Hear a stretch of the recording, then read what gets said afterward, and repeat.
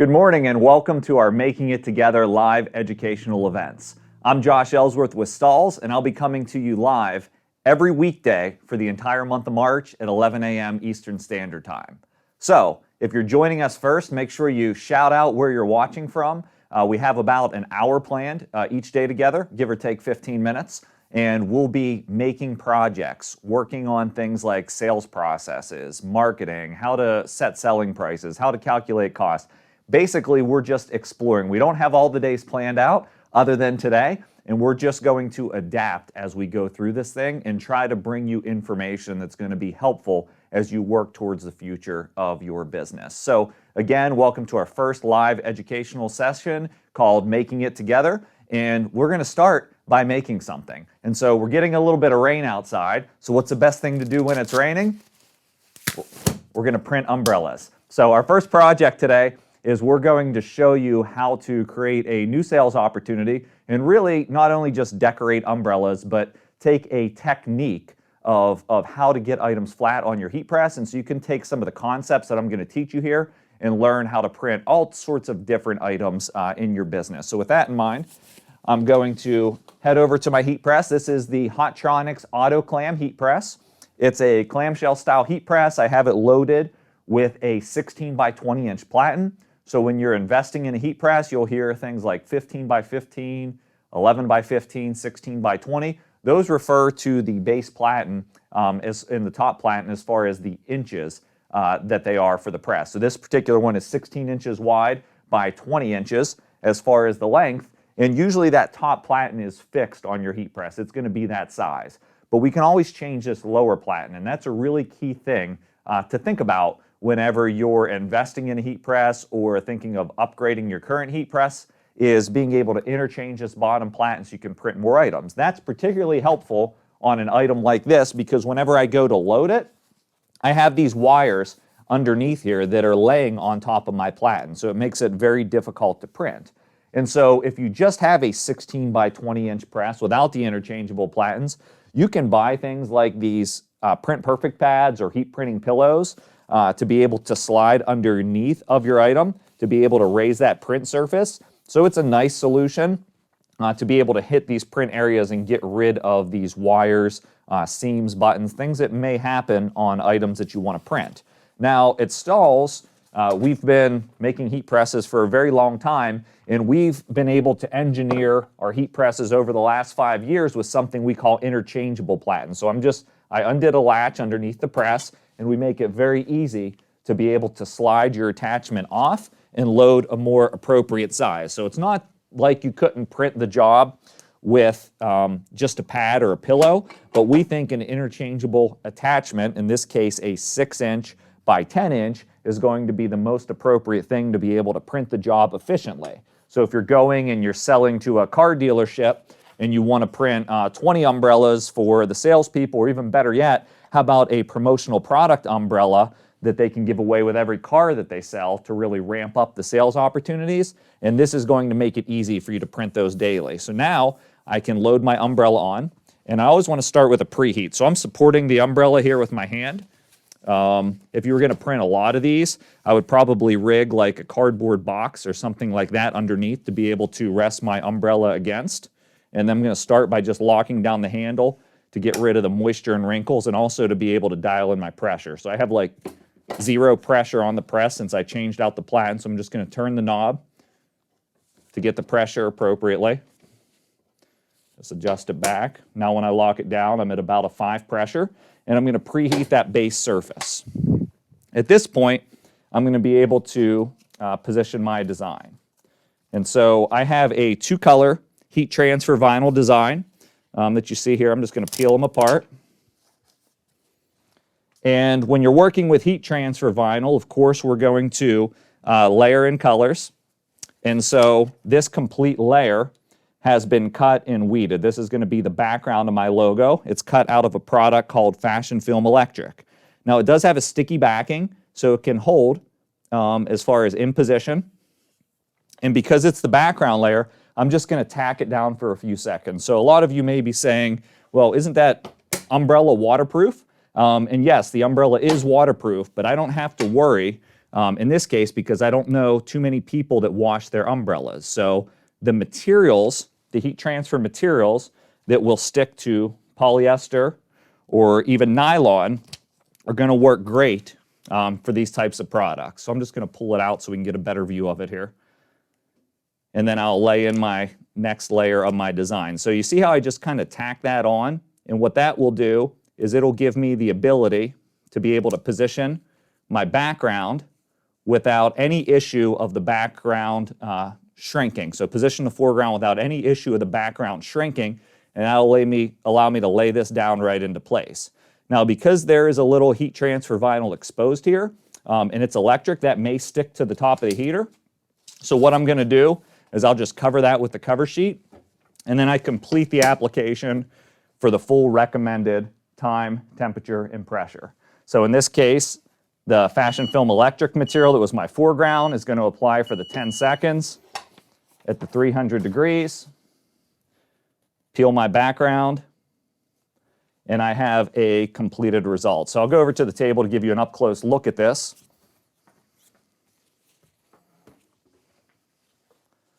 See if we can get a nice look. But it's that easy. So being able to make different products, as you can see here, this is two-color corporate logo for an auto sales company, for a car dealership. I just do that very quickly and very easy at the heat press. So these are items that are very tough to, you wouldn't want to embroider them to penetrate a needle because it's going to take away the effect of the waterproofing of the umbrella. This is going to be really tough to screen print because of the fabric and also the waterproof coating. But with heat transfer vinyl and transfers in general, it's a perfect application and it's a sales opportunity. So with that in mind, that's our first project that we're going to make. I'm going to do some more with you later, but I want to grab a seat at the table and see who's watching today.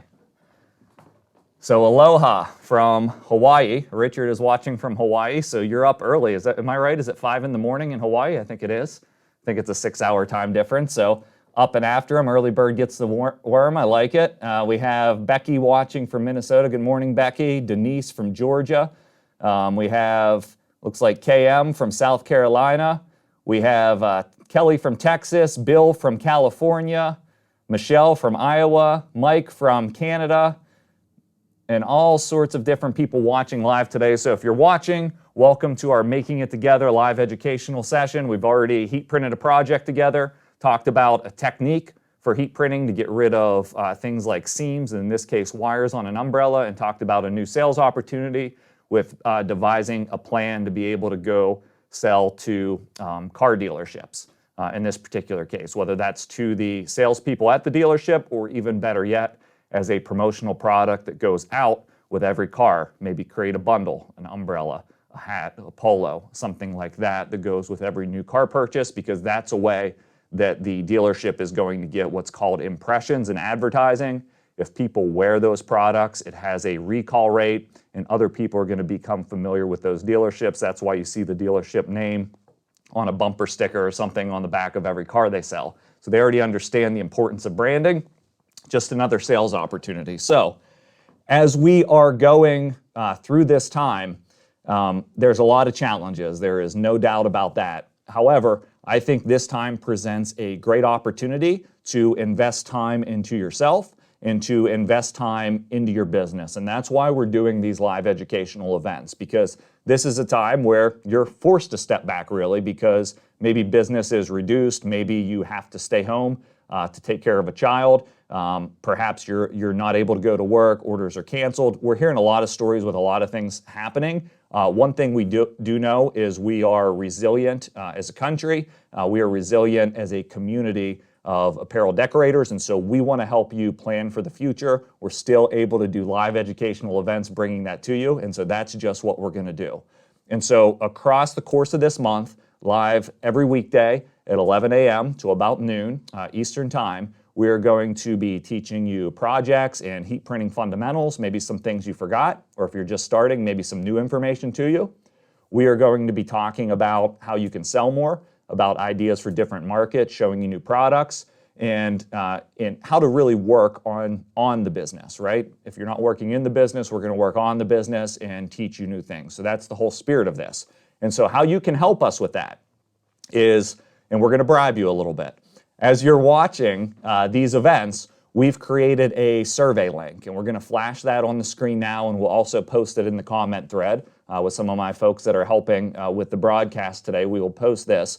You can go to this link. You only need to complete the info once. There are 4 or 5 questions, and by responding these 4 or 5 questions, one of them at the end is, what ideas do you have for content? What would you like to learn about? And we're going to read those every day, and it's going to guide our path on what we're going to create on future sessions. And it also will enter you into our giveaway by entering. Every day we're going to give away something different, which we'll announce later in the day. Once you enter once, you don't have to respond every time. You're in for the rest of the month. And so after our live educational event finishes, go ahead to the survey link that's flashing on the screen and complete that. So again, I'm Josh Ellsworth. Want to welcome everybody watching, and happy to hear some shout outs that we're getting on, let's see, Ryan at Transfer Express. Okay, White River Design Company. Yeah, I'd love to have you on the podcast. So we do have the podcast. If you're bored after this, you can just look at look up Heat Press for Profit wherever you listen to podcasts. I think we have about 6 or 8 episodes published already, and we'll have more coming over the next few weeks, and we're always looking for interviews so we can share more details on how to sign up for that. So today, the topic I want to focus on is the customer buying experience. So if we can flip over to my computer screen, I created a PowerPoint where we'll go in and out of, and really improving the sales experience when you are engaging with prospects and leads. So I've done a lot of digging through past presentations that I've given over the weekend to try to form some future content. This is one that I adapted from a talk that I gave at a conference last year, and also something that I use with our own sales team here. And it's all about the sales experience. I believe that if we can create great sales experiences, that we can win more business, and more than single orders, we can win a customer's loyalty. So I've read a lot of books about the topic, and usually on large sales, 67% of loyalty is driven by the sales experience. So how are we delighting the customer when we're engaging with them? And there's a way that I'm going to talk about here. So when we talk about keys to sales success, as the Senior Vice President of Sales here for Stahls, I spend a lot of time thinking about sales and sales success. So I'm sharing some of the insider secrets with you, and maybe some of these will translate to your business. So I believe there are 5 keys to sales success, and I'm going to walk through them for you. First, the 3 pillars that you'll see going across the screen. Number 1 is effort. Effort is something that can be measured. We call it something that's called the acronym is KPI, which stands for Key Performance Indicator. And we put a lot of key performance indicators around effort. And so what I mean is, whether you are the salesperson that's selling or whether you've hired a salesperson in the business, some of the effort numbers that we see are things like, how many phone calls did you make? How many emails did you make? How many visits did you make? So whatever that engagement level is for your business, how many Facebook messages did you respond to or proactively reach out to? Effort is pretty much the beginning of what I see as the sales success funnel. Basically, you've heard the saying, the more shots you take, the more shots you make. It's similar to this in sales. The more calls you make, the more potential you have for a sale. So activity on its own doesn't really dictate success, but it's certainly a good indicator if you're doing the right things with your effort and activity. So I would recommend, saying I plan to make 5 sales calls a day, or I'm going to hold my salespeople responsible for this much effort per day. So that's one of the pillars that we see here of success. Now, the other thing right in the middle of the screen is forecast. And so what we say is, when you get on the phone with a customer, or you get into an appointment with a customer responding to a message, really what we want to do is we want to take that sales conversation from just an activity or an effort level, and we want to make it into an opportunity. And the way we really make it to an opportunity is by understanding if there is a potential for a sale.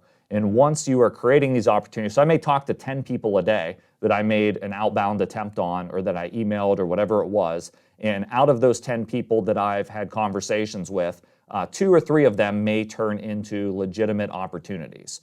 out of those 2 or 3, I'm going to be able to forecast a sales number. So if I talk to this particular, let's stick on the car dealership theme, if I've talked to 10 car dealerships in the area and I've called out to them and perhaps sent them a sample of a customized umbrella with a brochure saying we can do this for you, or better yet, stop in and handed it to them, say, hey, we're a local business, we can do this for you, then all of a sudden there's probably going to be 2 or 3 that are interested in that. And so within those 2 or 3, I try to quantify how much they'll be willing to buy as we get further along the buyer's journey, which we're going to talk a lot about, and I'll associate a forecast to that. Oh, they may have the potential to order 20 umbrellas a month, or 20 a week, or maybe even 20 a day, depending on how many vehicles they're selling and how they plan to incorporate it. And so that's where we come up with the forecast. So again, we've talked to 10 dealerships. We've qualified 3 of those into opportunities. We've associated a sales forecast to each of those.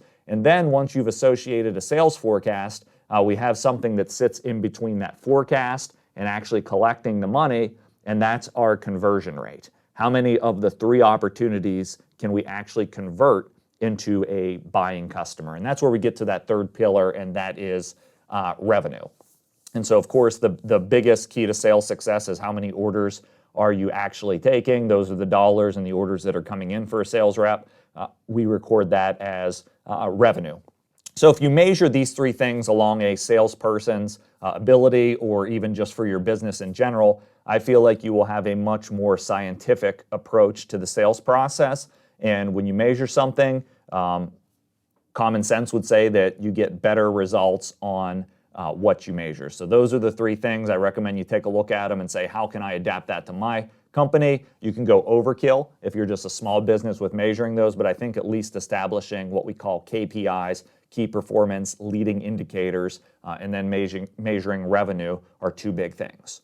Now, if you look at what goes across those 3 pillars, we have something there called competency. So I like to define competency for our sales team. It's our shared investment into your success.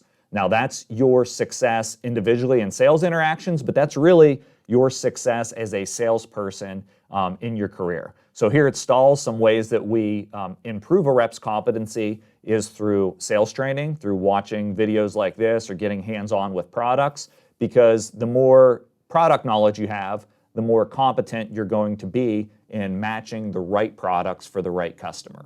I think the same translates to your business. I saw somebody called out the style number on the shirt I'm wearing.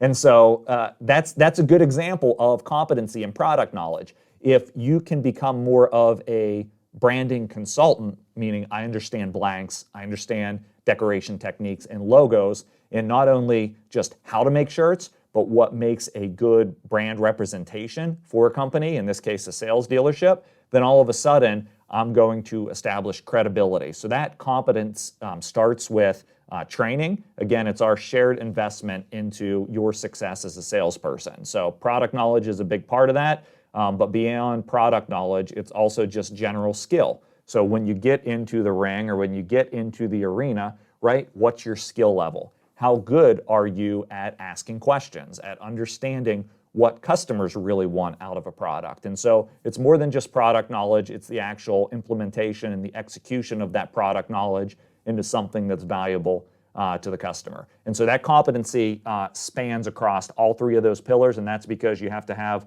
a competence on how to open your calls in a good way, how to write a good email, how to be able to identify if a customer's really interested or you're just interested in something. And then lastly, how to get a customer to say yes to a job that you know will work for them, that they will agree will work for them, and be able to convert that to revenue to an order. So if we look back at our chart, the last thing, and really what we're going to focus on today, I want you to understand the other, is the sales process. And that's on the bottom because I feel like that's the foundation. That's your responsibility as a business to make sure that you put yourself or your team in a good position to succeed. Absent of a process, you get chaos. And so it's very important that you have a sales process for your company. I'm going to go deep into what that means. So again, just a couple little quotes here I wanted to pop up is, all sales calls are not created equal. Building a winning strategy means taking ownership of your playbook and working to improve your results. And today we're going to talk about the first part of this, and a little bit about the second part and the right way to build a sales process. So hopefully you're enjoying the info. Hopefully I'm not going too fast. And if you joined late, I want to welcome you to our event today, and know that these are recorded, and after the presentation concludes, you can go back and review it. So as I take a breath and a drink of water,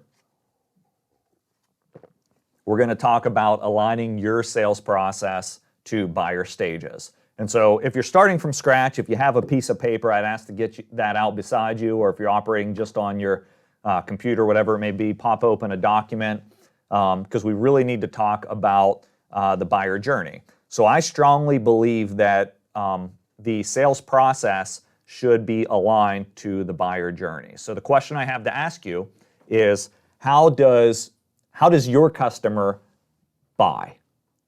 How do they buy product? When you think about, I'm going to buy custom decorated apparel, and what is the first thing that they do in their journey to buy custom decorated apparel? So I want you to take just a moment and think about that deeply for a second on what is that first step that a potential buyer needs to do in their journey.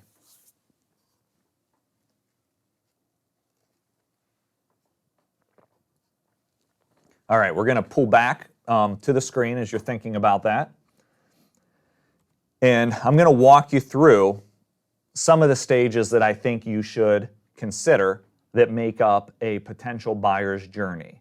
Now, these aren't, it's very important that you go through this for your specific customer and really think through how that customer purchases a product. These are general steps, so I don't mind if you steal them. But I would definitely recommend that you adapt them, because it's going to be important that you have them documented for your potential buyer. And if you say, well, this buyer buys this way, this other buyer buys this way, you may run two different sales processes for two different customer types if the market verticals are way different. For instance, selling business to business versus business to consumer on your website. Those could be two different buyer journeys. But what I'd encourage you to do is don't overcomplicate it. Start with something basic, and then try to implement and execute that. And once it works, then you'll be able to customize and build it out further.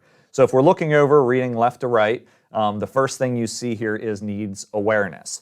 And so what I believe is that before somebody can even enter the buyer journey and become interested in a product, they need to become aware of their need for that product. And so needs awareness is something that you can drum up and make somebody aware of a need through maybe like a live video showing something, right? Or through a sample, or through a sales call or an email.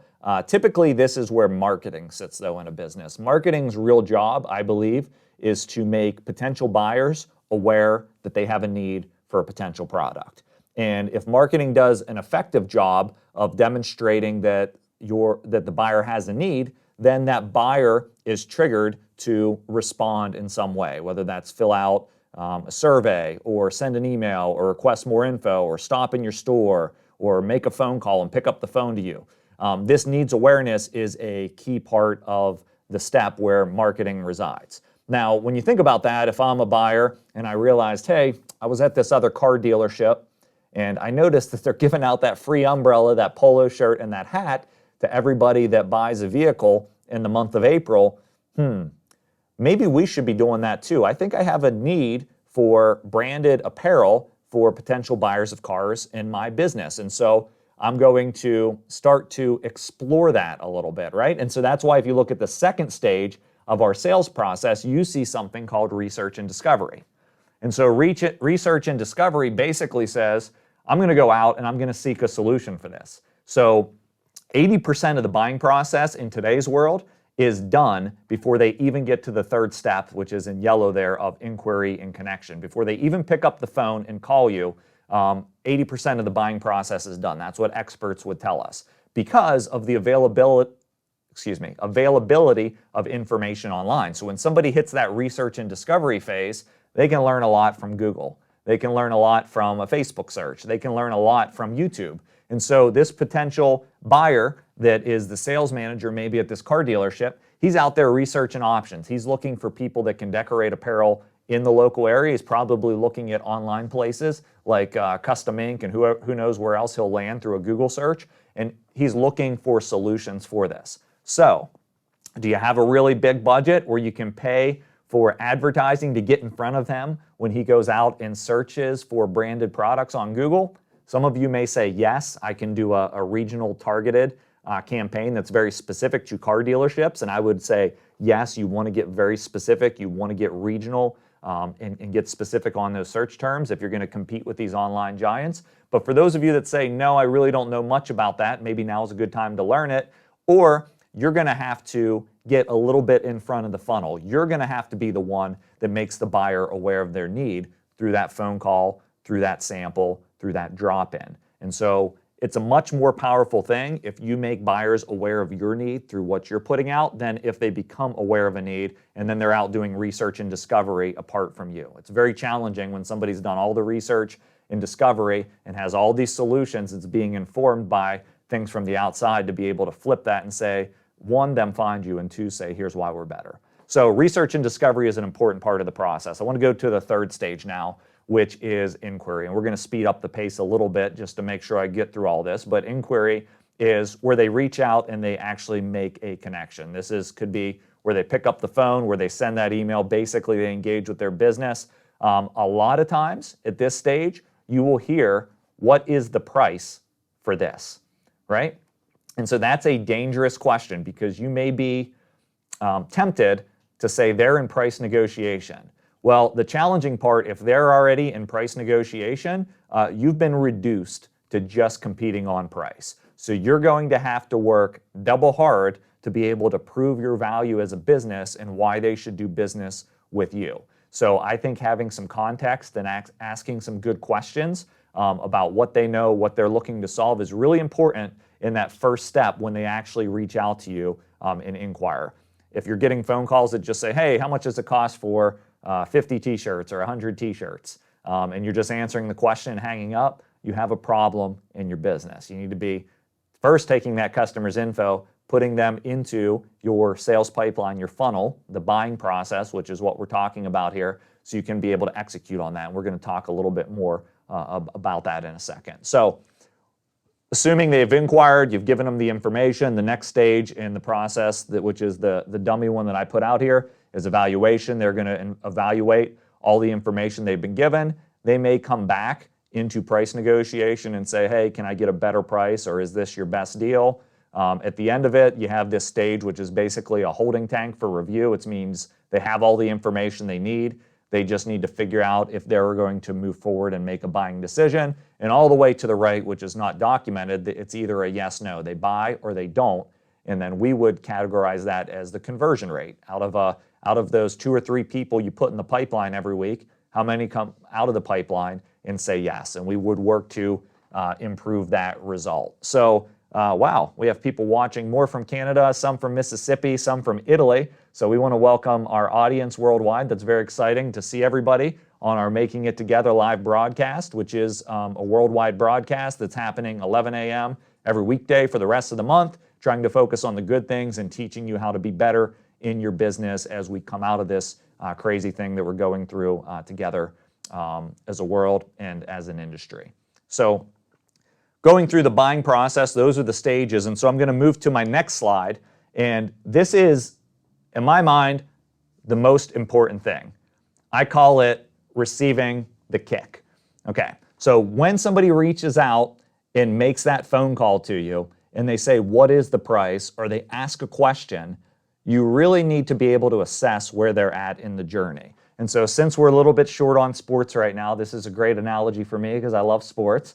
We talk about receiving the kick. And so when we look at our next slide, I like to visualize the playing field. I'm a big visualization guy. And as you can see, we've placed those different stages for our buyer's journey across the playing field. So if we are receiving the kick and the customer is in the research and discovery phase, I know that my goal should be to get a touchdown ultimately, right? But maybe I can't call a 75-yard pass play, a Hail Mary, and so my next goal should be, how can I get a first down, right? To just put it in really simple terms. How can I move them with me to the next stage in the process? And so that's why I said it's very important to have your process for your buyer. Don't just steal the one I'm showing here. Use it to guide your decision.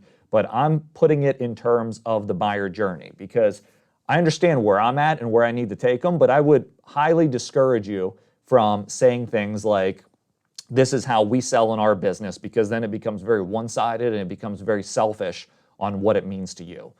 Put it in the terms of the buyer. What steps are they moving through in their journey ultimately until they can find success and purchase that branded apparel, those team uniforms, whatever it is that they're interested in. This can work for any business type. So imagine that playing field where we receive that kick. And once I know where I receive the kick, I can create plays for each buyer stage. So when I understand where they're at, I can say, can I get a score? And maybe they're not at that stage yet, right? And so you're going to do yourself a disservice by trying to hard close them and getting them to buy on that first call. It's just going to feel slimy. It's not going to be a good experience.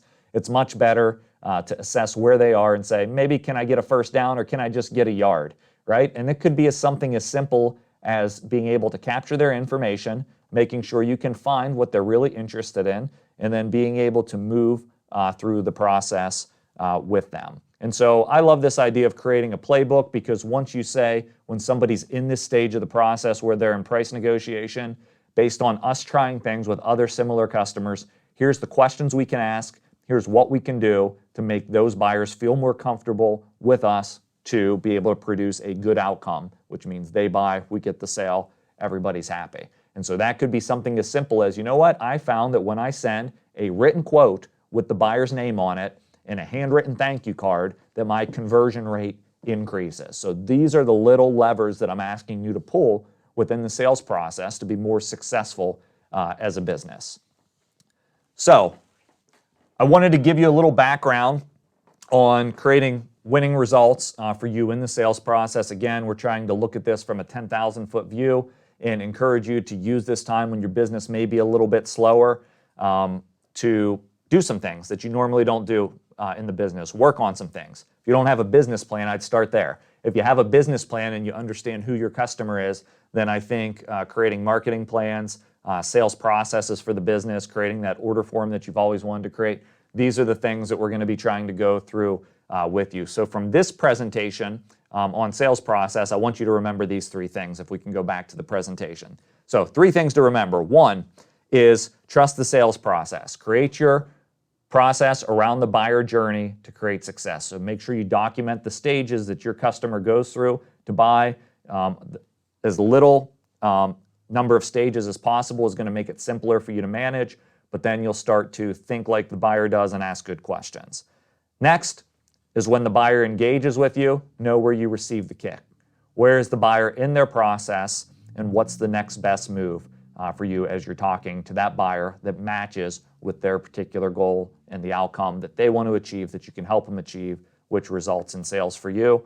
And lastly, what actions, if I can't get a close, move the deal downfield. Know which plays to run, meaning which questions to ask, and practice them. And with that in mind, I'd like to show you my favorite slide, and that is selling with listening. And this is he who talks more sells less. And so as you can see here, you're going to be, the only way you're going to be able to know where that buyer is in their journey is through, I'll say it as bluntly as I can, shutting up and asking good questions.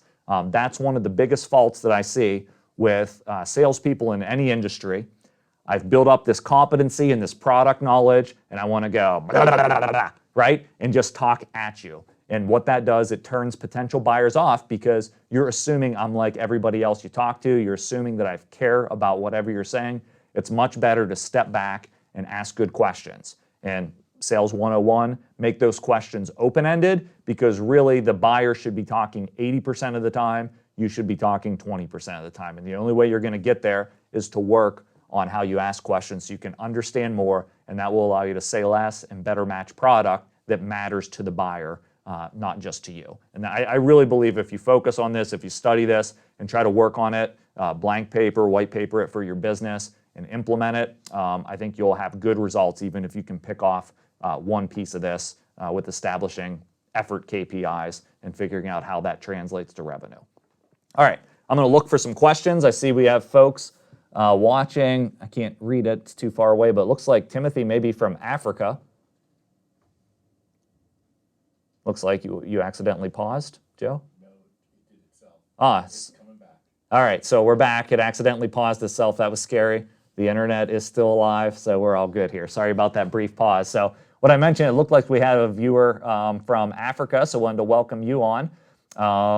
And let's see, we saw Italy, Mississippi. Doesn't look like there's many questions. If you have questions, this is designed to be interactive, so make sure if you have anything that you'd like to ask about, feel free to shout that out right now.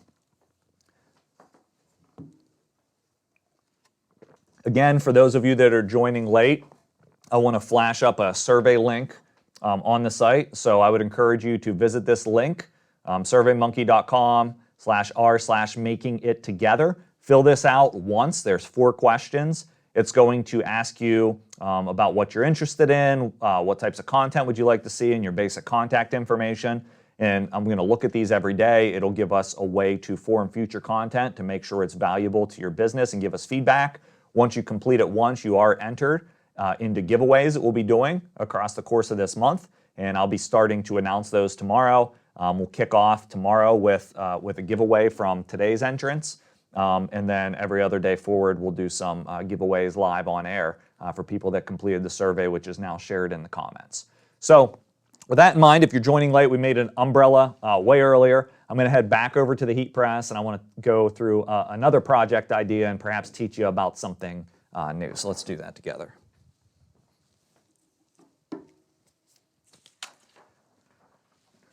So I'm going to start with getting my heat press back to normal. I had the 6x10 platen on. I'm going to take that one off here. It just slides right out.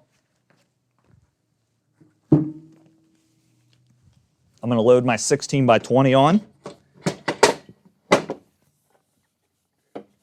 Now I could have used the 6x10 for this project, but I'd rather show you on a 16x20 because some of you aren't going to have these interchangeable platens like we have on the Hotronics if you don't own this latest press. And I'm going to bring up an example here and try to show you. So this particular product is a digital screen printed transfer. This is a product called Stretch Litho Mat. And so I think that right now selling online is going to be critical for any business. So I'm going to show you a concept around selling online. As you can see here, you're seeing a lot of different colors on this particular sheet. This is what we call a digital screen printed transfer, which means if I flip it over to the back, I do actually have screen printing on the back, but I also have that combined with digital printing.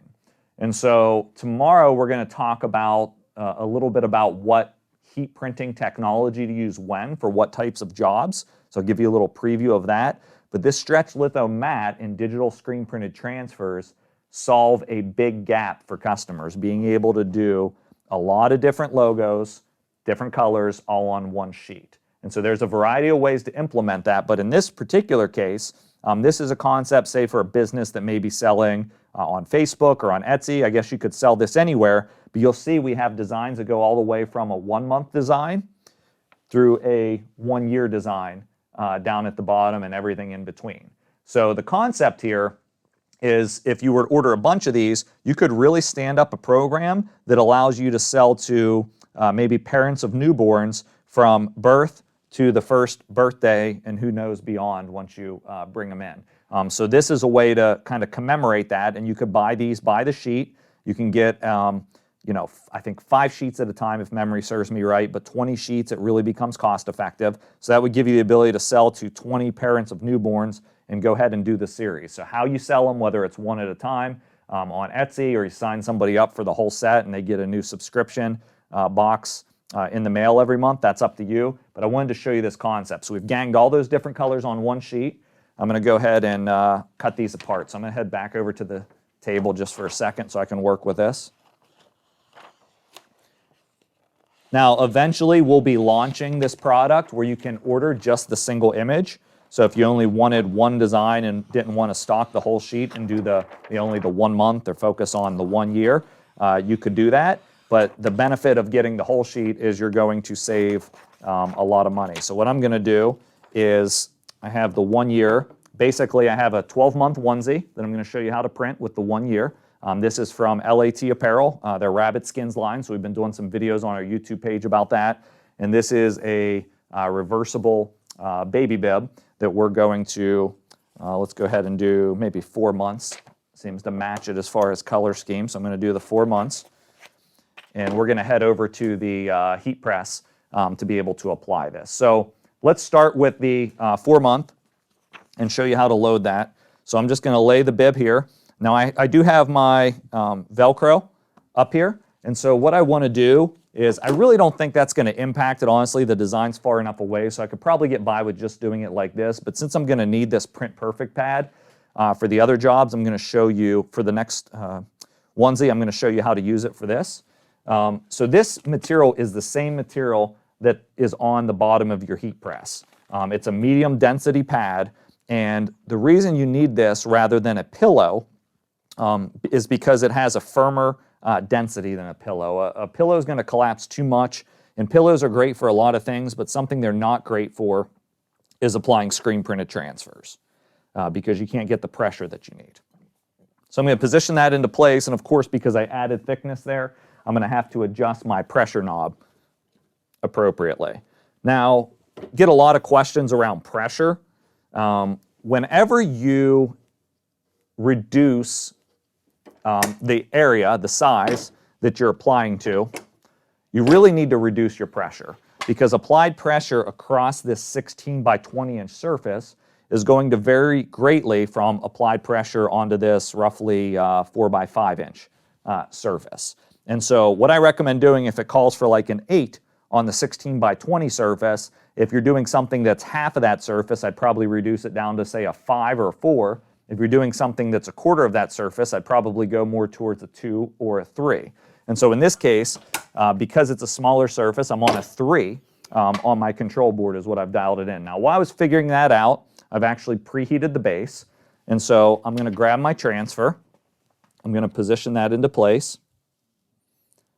That's going to be too close to the neck, so I'm going to drop it just a little bit for placement. You can see all the colors are on a single layer. This is one product that we actually do recommend a cover sheet with. That's a screen printed transfer, which is something kind of new because otherwise it'll stick to the heater a little bit, and it's a cold peel. This product applies 275 degrees for 11 to 15 seconds. I'm at 300 degrees because that's what I was for my last thing, so I'm only going to use the 11 seconds. I'm going to lock it into place.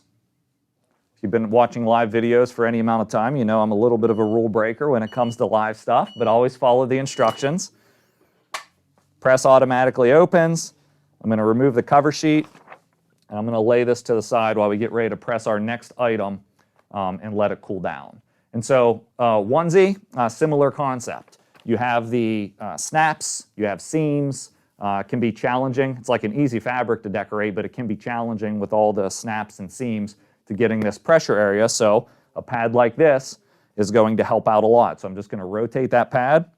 I'm going to lay the onesie down on it. I really don't need to split the fabric of the onesie at all. Those 2 layers of fabric aren't going to hurt anything for me. So I'm just going to position that into place. And let's preheat again.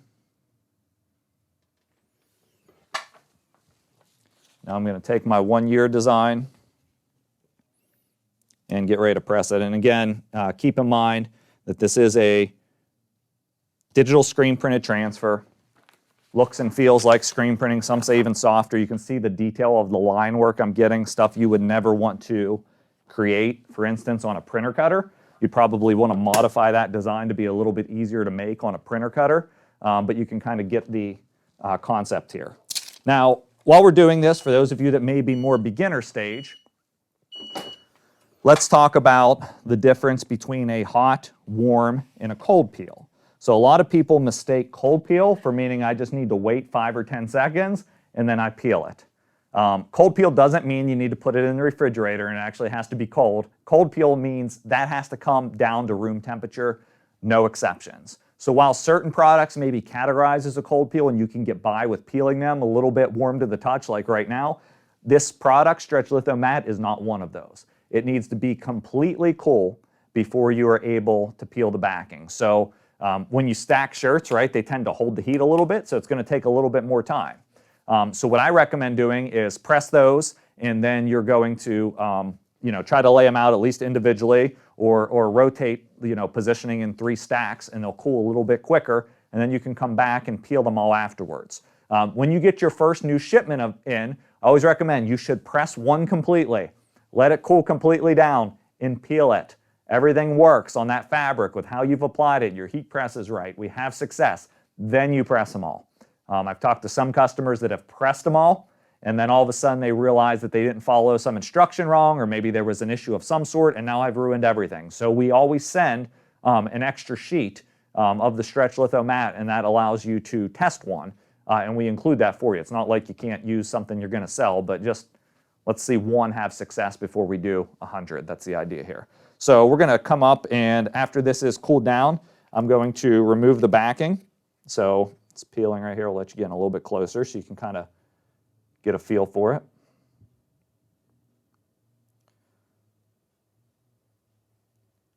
So we're going to start removing the backing, and you can kind of hear it. You know, you can kind of hear it holding there. It's completely cool. And then we have our completed result. Now, it's tough to see on the screen, but stretch litho mat does have just a very little clear outline. That bothers some people. So if that bothers you, it doesn't need to be hit again, but if you want to have that sink a little bit more into the fabric, it's no problem to go over to the heat press to load it on and hit it for an extra 5 seconds to be able to bury that in. As long as it's at the same application instructions, you're not going to hurt it. Just load it on, cover it, hit it for an additional 5 seconds, can even do the 11 seconds it was set for. It's not going to bother anything to hit it again. It's just going to add more time to your workflow. So that one's completed. And then I'm peeling this one, so I'll bring it over here where you can see it a little better. Peel it, and again, if you want to hit it again, you can, but otherwise I'll just give you a nice look at this.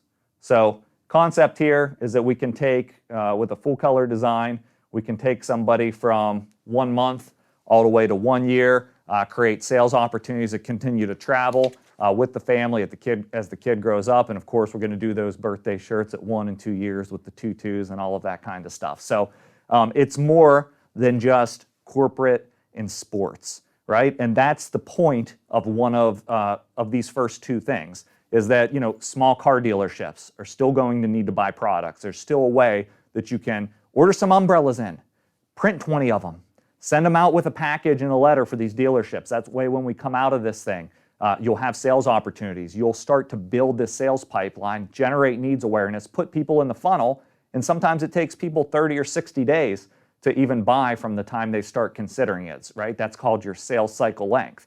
So what you can be doing right now is generating new revenue streams, filling the funnel. That way when you come out of this, your sales are a lot better per day, per month, per week than they have been in the past to allow you to make up some ground for what you're losing. Think of new ideas and new markets. How can you sell online through third-party marketplaces like Etsy or Amazon or eBay? Whatever it may be, there's a ton of different opportunities to be able to sell product, to be able to make it through this trying time. A little bit as we go through this every day together, every weekday at 11, we're going to do a demo on Spirit Sale. I think Spirit Sale, which is our online store solution that allows you to launch e-commerce stores, is going to be one of the most popular products for customers, because people are going to want to sell online.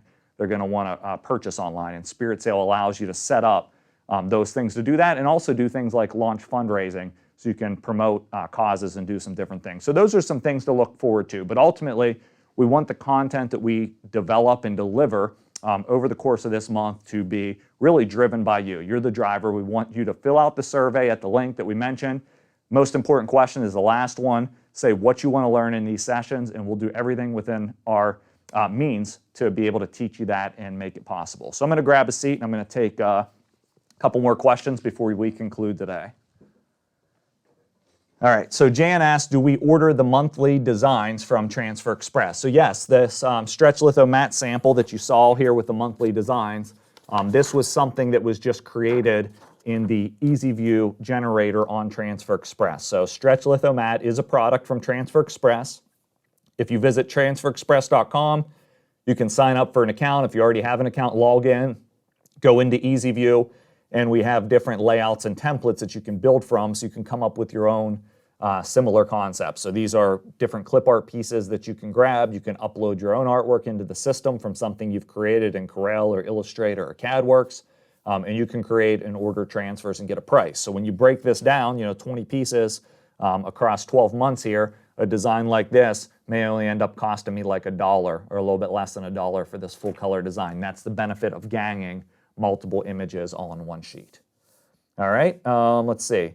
So what is the best heat transfer vinyl is a question for stretchy knits. I'm thinking baby onesies and stretchy t-shirts. So my favorite product for stretchy fabrics is called CAD Cut Premium Plus. If you're doing it on small apparel, like baby apparel, I recommend our high-tack version of that. It has a little bit stickier backing, so it's going to allow you to do better detail in your design. It is stretchy, so you're going to have a sharp blade when you're cutting fine detail to make sure you're getting a good result, but definitely would recommend Premium Plus. All right, any other questions coming up? Why do we get an angry face? Somebody's mad? Somebody clicked the wrong button, maybe. I'm going to give you the benefit of the doubt. You clicked the wrong button. Nobody's mad here. So our thing that we're doing is trying to teach you new stuff to be able to grow and build your business. Hopefully today inspired you, gave you a couple concepts that you can implement. And again, fill out the survey. Make sure you join us every weekday. We'll be broadcasting. I'll be rolling solo again tomorrow at 11 a.m. And then I'll have some reinforcements. Jenna will be joining me Wednesday forward to be able to show you some new projects. So I want to wish you the best of luck during this time. And thank you for tuning in to our live broadcast here, Making It Together from Stahls TV.